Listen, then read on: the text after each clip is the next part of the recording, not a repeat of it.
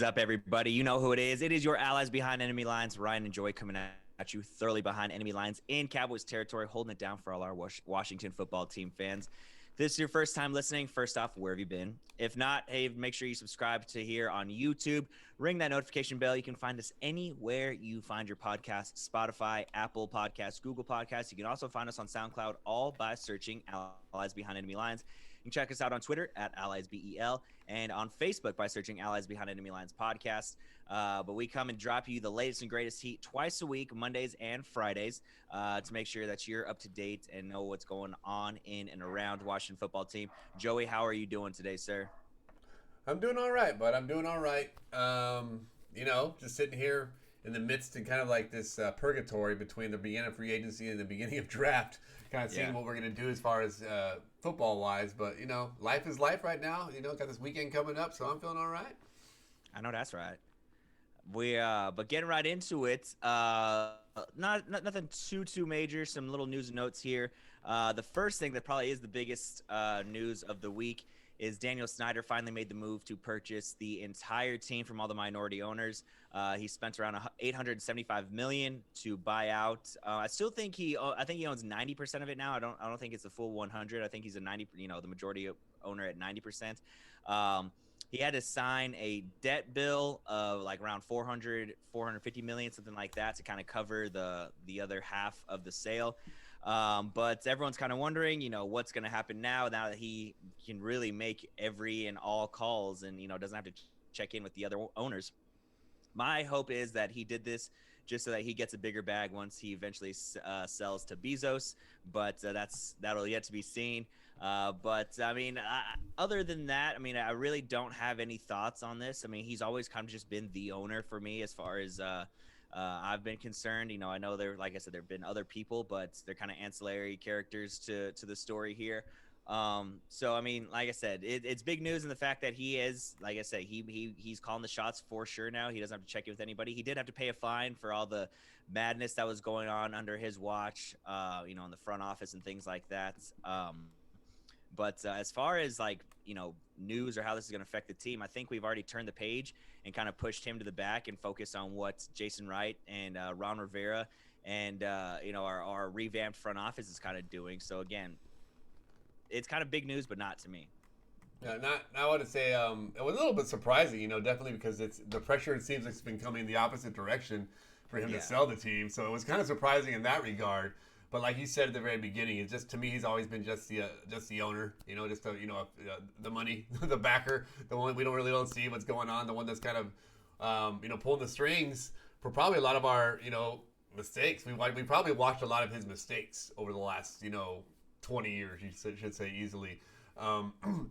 He definitely, I think, has learned. He's one of those people who's definitely a more you look at a kid owning a team. Obviously wasn't a kid, but in owner's terms he was, versus a more mature owner now. Hopefully learning from some of these mistakes, learning from some of these things, and hopefully now turning over a lot of power to Ron Rivera into this kind of triangle of trust we have between the Martys and Ron. I think if that's part of his plan, I think he just stays out of it in that sense, and I think hopefully he's learned that. So, hopefully we can just turn the page as far as the behind the scenes stuff that seems to jumble up our media and jumble up all our stories, and just focus on the field and focus on building this team. So that's where I want to turn the energy. Yeah, absolutely. I totally agree. But yeah, no, that's a good point too that you made about it's the minority owners were trying to buy him out, and now he kind of threw down the reverse card and he bought them out. So again, maybe it's so that he can get a bit of a bigger bag so he can't when he does sell, or who knows. But I know the price tag of the team is going to be pretty big when he does decide to sell. So we'll kind of wait and see there. But again, hopefully the front office is kind of taking over and he's just the guy signing the checks. In player news and notes, had a couple guys leave. Fabian Moreau signs with Atlanta. Ryan Anderson goes to in-division rival, the New York Giants. Ryan Kerrigan right now, he is talking to the Bengals, but Washington still is hoping to kind of bring him back. I don't know. This is what I don't understand with the Ryan Kerrigan saga. I mean, all-time leader in sacks, been a great player for us. He's stuck through it in all the terrible years, the mediocre years. And now he just wants to leave because there's the new young guns in town. But it's like, don't you want to kind of see this thing out? That's how I would feel. Like, I understand, like, you want to get the reps, you want to be in there, you want to be contributing to the team, but contributing doesn't always mean what you're doing on the field. It's what you're doing in the locker room, what you're doing on the practice field, things like that. So that's the one thing that kind of confuses me. Obviously, he thinks he can get better money somewhere to go actually play. By all means, hey, who am I to put my hand in another guy's pocket? But I just me personally as the fan, selfishly, I hope he does decide to return. Like I said, I'm not expecting 2014 Ryan Kerrigan, 2015 Ryan Kerrigan, anything like that. But it would just still nice to again, a guy that's been here so long and has seen the low times. He was part of the 2010 team that made that little run. So it's things like that you're not saying that we're going to win a Super Bowl, but kind of see how far we can take this thing. But so with the Ryan Anderson, heading over to the Giants with Ryan Kerrigan possibly leaving. As you mentioned before we got on, edge depth is looking like it's deteriorating rather quickly. Even though we have the big guns at the front lines, we do need to get some guys behind to back them up.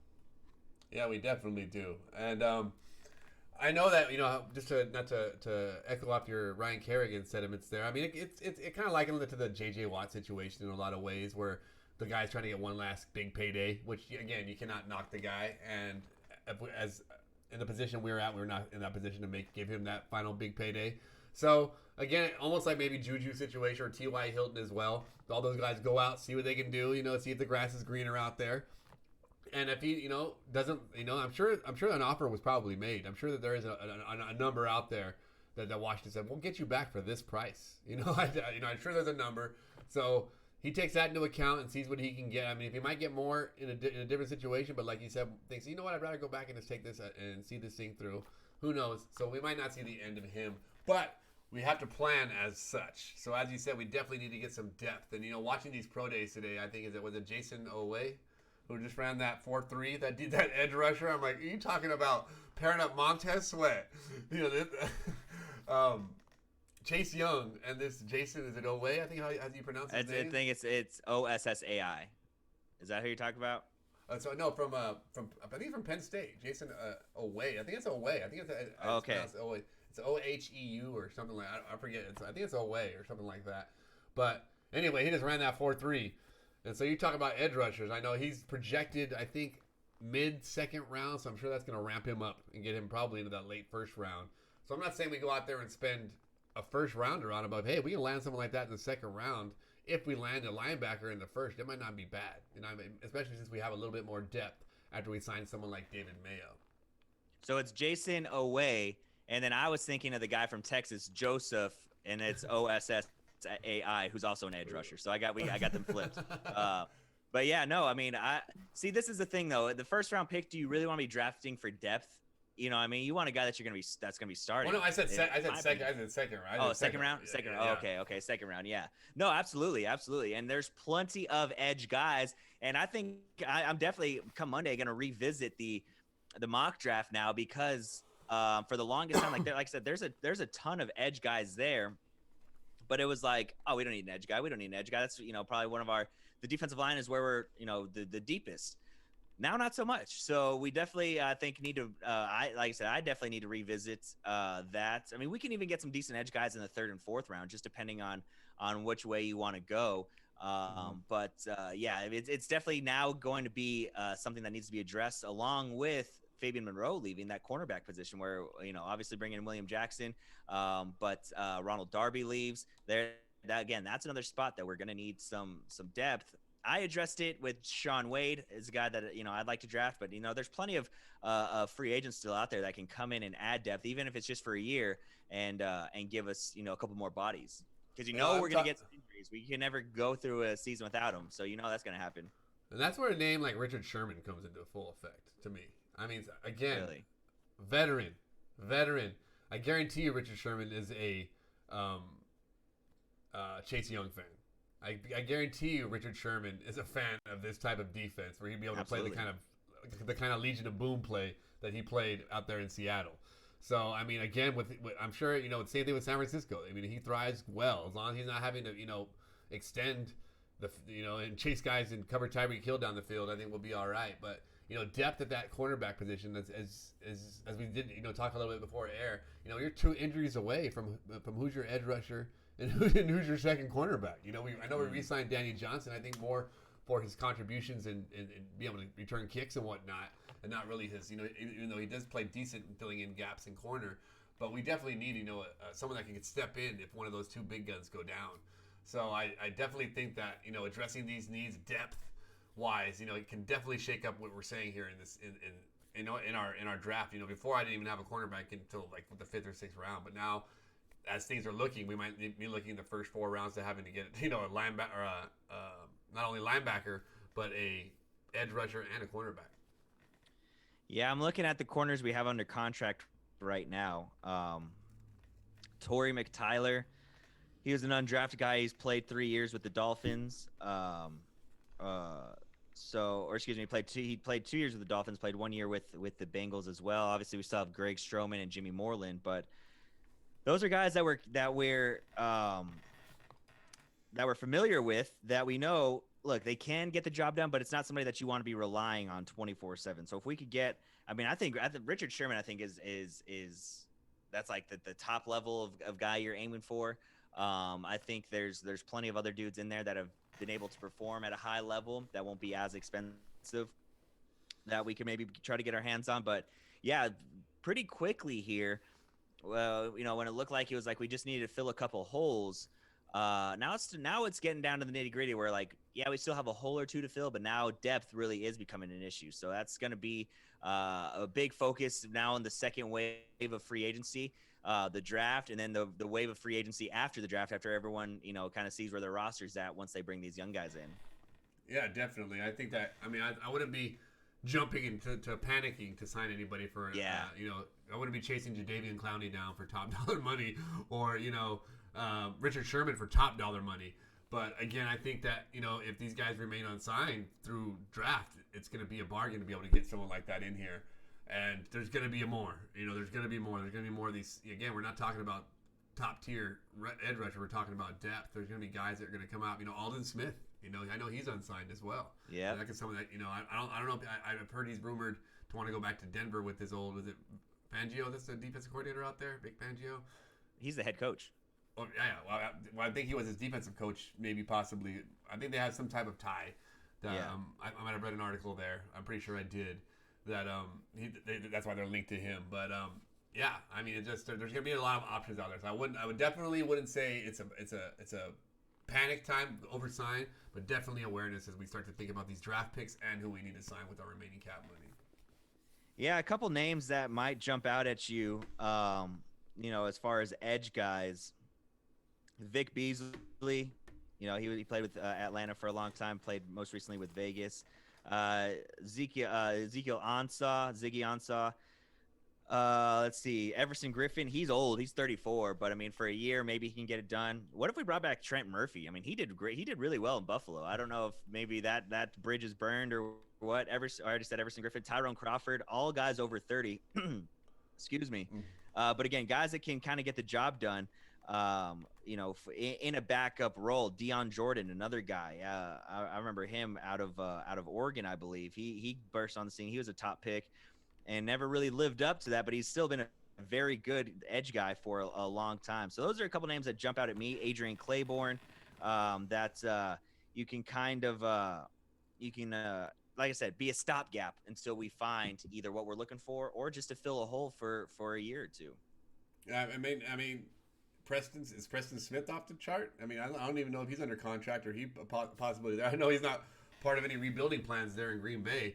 So there's again depth. People that they're coming off bad seasons. They want to come out and prove themselves again. Want to go out there and get a big contract or turn some heads. So those are the kind of people we want to get.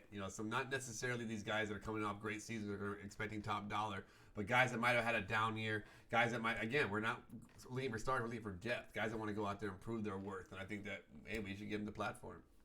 Absolutely. No, absolutely. It's and plus too, it's easy to go to, for lack of a better example, like a Tampa, maybe a Buffalo or a Kansas City where it's like you just got to do your job, and chances are you'll make it pretty deep in the playoffs, make a pretty deep playoff run. But I mean, I got to figure it'd got to be kind of fun to like be coming with an up and coming team. Granted, I know we were 7-9, but we played with 4 different quarterbacks last year, And almost beat the Super Bowl champs with one of them. Yeah, exactly. In his first start. And so yeah, no, it's like I say, it's got to be something, a little bit exciting to be a part of something that looks like there's a little bit more stability under good leadership with Ron, and a team that's, a young, hungry defense that's already shown how vicious it can be. I just feel like that, again, maybe that's just my bias aside, my burgundy and gold colored glasses on, but that's just kind of how I feel in that situation. Well, I mean, I don't think you're alone because I was reading an article, some comments of Ryan Fitzpatrick and his decision to come to Washington and what factored there. He had multiple offers, and he said, of course, money's going to come in to play at this time for nothing else more than pride. Just that your name, the worth. Why would you want to undercut someone that's in the league so long and whatnot? But more than anything, he wanted to go somewhere where he was going to have a chance to compete. And he said the second he met Ron, the way he commands the room, he knows he's going to command the team, and he's going to have, a bunch of good guys that believe in him. And he says he immediately knew that's where he wanted to be, just because he felt that culture within, when he visited there and when he signed everything, that's he knows he made the right decision. So, I mean, that's just, it's a good point. William Jackson said the same thing, when he talked about his after, when he talked about his signing. That I came here. This is a place that I want to come shut down half the field, and this is a place I can do it, and I believe in what they're doing out here, and I'm happy to be a part of it. And so I mean that you have people like that, top free agents. I mean, if you think about it, arguably Ryan Fitzpatrick, believe it or not, one of the most sought after free agent quarterbacks this year. If you look at the pool, and William Jackson, you can argue is the top corner as well, and they both came to us. Curtis Samuel right there, probably number 2. Wide receiver Sauter came to us. The players, so those top tier free agents did recognize that. So hopefully that inspires even more of these other guys to want to come over as well. So I think that's a good point.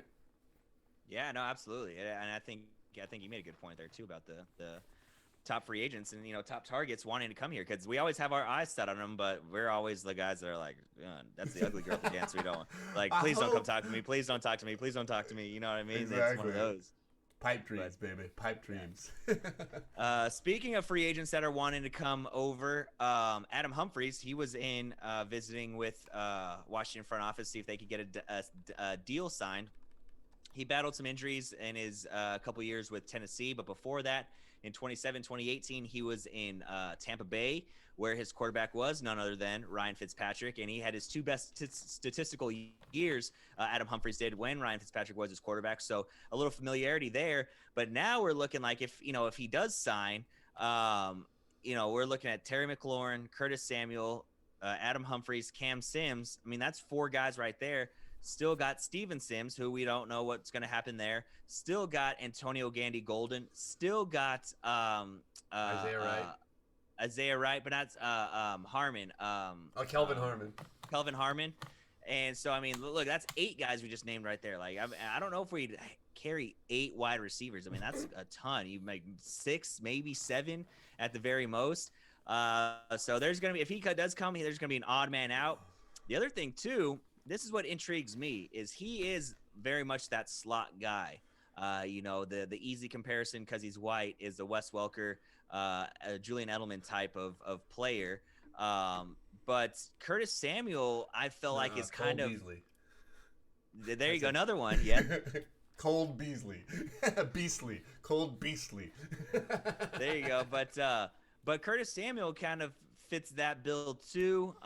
He could definitely be a number 2 wide receiver out wide, but then you're losing the size with Cam Sims. So my point is, the thing that intrigues me is I think that they're seeing Curtis Samuel as more of an offensive weapon than just a wide receiver. I wouldn't be surprised if we see him lined up in the backfield, maybe a 2-back set with him and Antonio Gibson back there. I mean, we want to talk about a lethal receiving group there, even if it's him and McKissick back there. So I think he's going to be moving around quite a bit, and it's going to give this offense some versatility.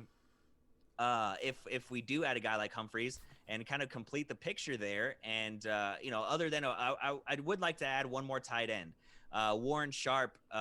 He's from oh shoot, I forget what Warren Sharp where he's from, but he has his own website that he tracks all these stats, and out of 12 personnel, which is one running back, two tight ends, that is the most efficient offense in the NFL as far as yards gained per play and points scored. And he brought that up when the Patriots signed Hunter Henry and Jonnu Smith. So if we had another tight end, that'd be really nice. But I'm getting off track. My point is the versatility of this offense and kind of this, you don't know who's going to be on the field when and what their job's going to be. I mean, it's really exciting and kind of intriguing if we do bring in another guy like this.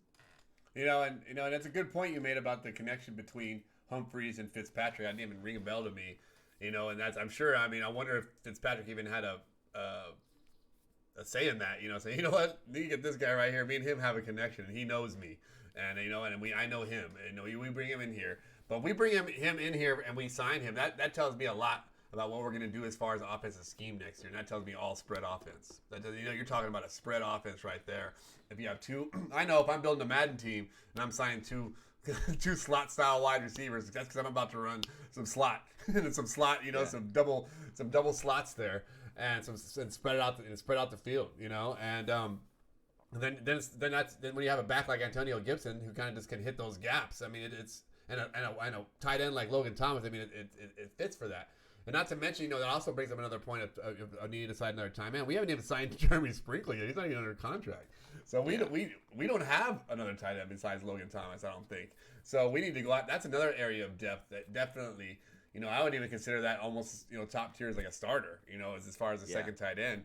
So that's why I still hold strong that maybe second round, we maybe get that tight end. But I don't see that many others in free agency right now that might fit that bill. But I mean that does talk about a lot about what they might be planning for as far as this Scott Turner spread offense scheme, and I'm excited to see what they can do if they do sign it. Yeah, 100%. Like I said, you just don't know what obviously we don't know, but even as the season progresses, you would like to think that. All the dynamics and all these different parts are, again, you don't know who's going where and what's doing what. So I think that gives some excitement to our offense that we haven't seen probably since RG3. As far as being able to move the ball vertically and laterally, side to side. Maybe I'm sick of the bubble screens. But I know it's a part of football. So now we at least have the guys to run them effectively. In Curtis Samuel and maybe Adam Humphries. Although Adam Humphries, don't sleep on him as a deep threat. Obviously, Terry McLaurin can do everything. Cam Sims, if he catches the ball, he's good. You know what I mean? And so, he's got the size. And Kelvin Harmon, the unknown. There's no telling how you put someone in like Kelvin Harmon in there with in a role where we have established receivers, how he can thrive. He's getting covered by linebackers and safeties. So it's the possibilities are endless, especially when you got a gunslinger like Ryan Fitzpatrick. And I love that. So I can't believe it hasn't said yet or a hashtag, but I got it now for all the doubters out there. Fitz our team. All right. I like it. That's not bad. It's a little cheesy, but it's not bad. Fitz, man. That's not bad at all. And he's gonna give defense. Fitz giving defense fits. All right, I'm getting the placating thing my students do whenever I tell a joke. They're like, yeah, all right, Mr. Joey, go to hell. don't. You need to embellish me. Yeah. But before we wrap up this whole wide receiver thing, the more and more we kind of get closer, it looks like there's a possibility Jalen Waddle could be sitting there at 19 for us. Not only Jalen Waddle, but Rondale Moore out of Purdue, who had a monster pro day earlier this week. Amon St. Brown, another guy that had a pretty good pro day, who's a wide receiver. Kadarius Toney already kind of, projected in that top 20, top 25, although I see him kind of slipping a little bit. So the closer and closer we get, I think we will be able to move out of that 19 and move back and maybe get another pick or two, either in this draft or next year. So, that's exciting too. Unless Darrisaw is sitting there, Or unless Jock. your boy. The more you read about Jock, I mean, they preach him as he's the most ready NFL ready linebacker to run a defense in the draft right now. Obviously, Micah Parsons with his 4.4 running today, definitely probably gonna solidify himself as he's the obvious pick. Although he likes to haze people out there in Penn State, but. I think that's gonna, I don't think that's gonna factor into him. I don't think we're gonna see a thing him unless something worse comes out, of him falling in the draft at all. So I think that we're still getting the better guy. I mean, that linebacker position, I think it's just so vital because we're not sure. We're not sure. This offense looks very pretty. It does, but we already know that defense what it can do. We already know that that's what we need to have to be the backbone of our team, and that backbone needs that hard spine right in the middle to make sure that the rest of the backbone stays together. So I mean, we have if Jock or Parsons is there and we don't take them, I'm gonna have one of those texts at you. I'm gonna send you one of them texts. What about Zaven Collins? How do you feel about him? I would prefer. I mean, again, we address the position. So I would obviously. If I'm just saying, if those two guys were there, and we took Zaven Collins, I'd be a little confused. Well, yeah, for sure. I wouldn't be texting you if we still took a linebacker. No, I would not. Yeah. Okay. All right. But a wide receiver, anything else, but a tackle or a tackle, linebacker, or trade it back. It's got to be our philosophy. It's got to be our philosophy. No, I agree. 1,000%. 1,000%. All right. Or if there's Patrick Surtain sitting there. Patrick Surtain, and especially with the emergence of J.C. Horn, it's gonna, in his pro day, So I mean, it's just, because who's the top one they have? Is that same? Who's the number one they have ranked corner right now? It's not Surtain. It's the number one corner is I think it might be Surtain. No, Surtain's number 2, I believe. Let me see. Are you sure? I'm pretty sure Surtain's number 2. Let me see. I'm looking it up here.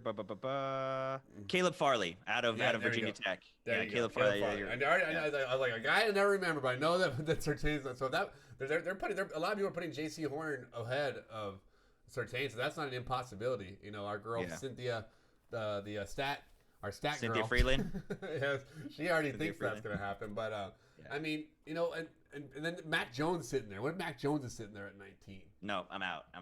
Trade back and get a king's ransom because there's gonna be so many teams that want a quarterback. I think it's all but said he's gonna go to the Patriots. I mean, it's just the relationship with Nick Saban. Listen to Nick Saban talk about him on their pro day the other day, and the relationship he had with Bill Belichick. That's the type of quarterback that Bill Belichick would love. A guy that outworks everybody. The guy that was writing down plays for his coach in Pee Wee football because he just liked to do it. You know what I mean? That's the kind of guy that Bill Belichick would. Am I good, Daddy? Am I doing good, Daddy? Yes, you are, son. Keep working until 3 in the morning, and you'll be fine. Yeah. That's the kind of guy that he would love. So I mean, I don't think we even see him there, but yeah, I think it's offensive tackle, linebacker, or trade, or again an anomaly like Surtain or somebody falls there, you cannot pass up. What about Jalen Waddle? What if he's Jalen Waddle sitting there? You trade. Somebody wants his ass. Yeah, no, absolutely. I agree. Right on. Well, that's all I got, Joey. You got anything else before we wrap? That's it, man. It's to see let's continue our plunge through purgatory, and it's exciting to see that they're gonna have some draft stuff going on. Looks like vaccinated people are gonna be allowed to be there, and they're gonna have live music going on there. You have the Rock and Roll Hall of Fame right there. You got the Pro Football Hall of Fame right there. So that's exciting to see, not only for, football for the country to see that a lot of places are, opening back up and kind of, moving forward through this pandemic time. So, football was there, and it's kind of, again, being we don't want to say a forerunner and pledging the course for us. So good job there.